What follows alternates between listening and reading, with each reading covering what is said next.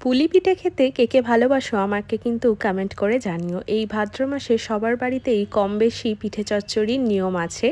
এটা হচ্ছে ডালের পুর, এটা তরকারির পুর, আর এখানে আমার দাদু পিঠে বানাচ্ছে।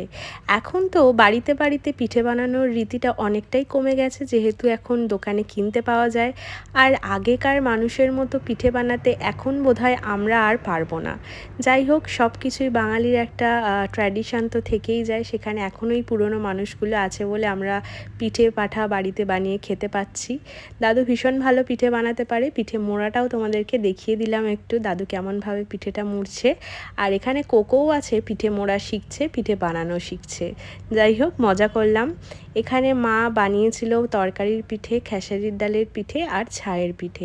হাঁড়িতে গরম জল করে ওপরে একটা ঝাঁঝরি বসিয়ে তার মধ্যে পিঠেগুলোকে সেদ্ধ করা হয়, মানে এটা বাঙালির মোমো বলতে পারো। মোমো যেভাবে স্টিম করা হয়, স্টিম থেকে পিঠেগুলো নেবে গেছে। যার যার লোভ লাগছে সেটাও কমেন্ট করে জানিও। এই যে হলুদ পিঠেগুলো দেখছো, এইগুলো হচ্ছে তালের কাঠ দিয়ে মাখা। আর এখানে অল্প একটু তালের বড়াও করা হয়েছিল।